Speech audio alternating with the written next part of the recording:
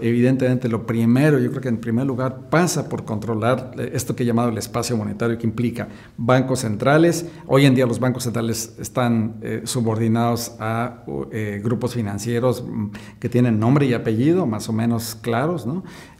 Hay que recuperar el control de la banca central, porque efectivamente si la banca privada emite moneda y tiene la función de creación monetaria, eso es cierto, pero no es prestamista de última instancia, porque hoy en día vemos que los bancos privados entran en crisis y no se rescatan a sí mismos.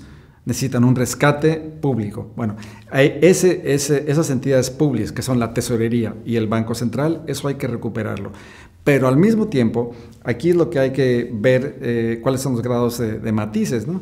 Pero en lo más sensato sería retomar, para cualquier sociedad, retomar el control de esta función de creación monetaria. Entonces, de verdad, la idea de nacionalizar la banca me parece que es una de las cosas más elementales, ¿no?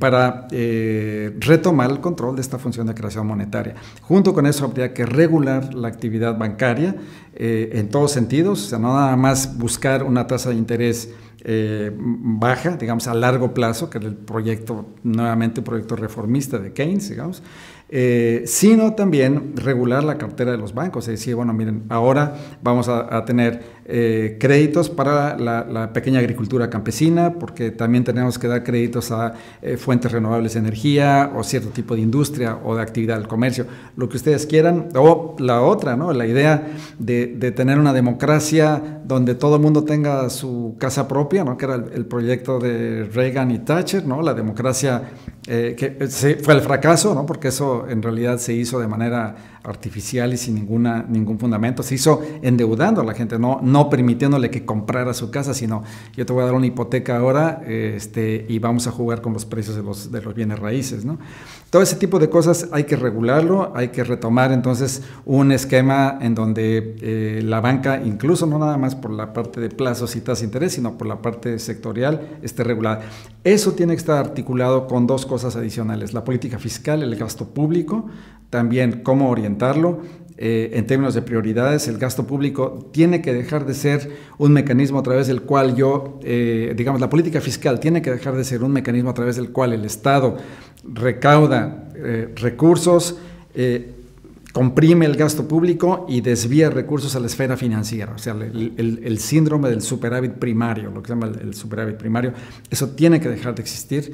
Hay que dejar de tener este dogma del déficit, ¿no? Si el enemigo es el déficit fiscal, eso es una cosa pero yo veo muchos sindicatos, partidos políticos que compran eso y siguen hablando y dicen, bueno, tenemos que, dentro de las restricciones que nos impone la economía, como si fueran restricciones efectivamente técnicas o naturales.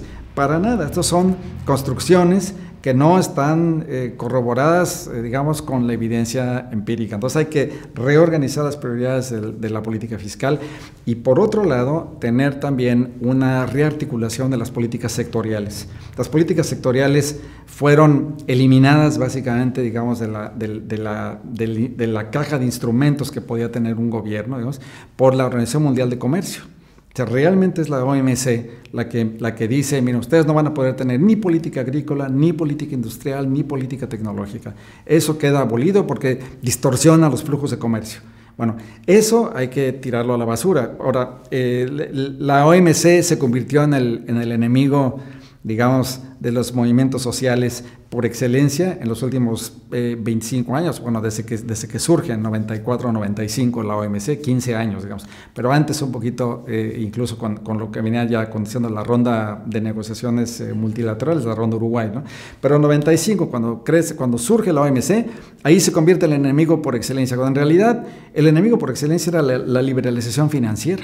O sea, ahí hubo un desplazamiento, digamos, hacia, que me parece un poco, es entendible, pero un poco equivocado, digamos, porque en realidad el enemigo y el motor de toda esta globalización neoliberal no fue el comercio, eran las finanzas, era la apertura financiera. Y ahí volvemos a la primera pregunta sobre la relación sector real, sector financiero. En realidad, el motor es esta financiarización que proviene de una caída en la tasa de ganancia que efectivamente hace que el capital busque la salida más fácil, que, bueno, Marx lo tiene en forma muy pintoresca cuando dice que para los capitalistas la producción es un mal necesario, ¿no? Y el sueño del capitalista pues es la gallina de los huevos de oro, es decir, la especulación, ¿no? Entonces, sí, el programa implica cambiar prioridades de política macroeconómica y articulación distinta con política sectorial, ¿no?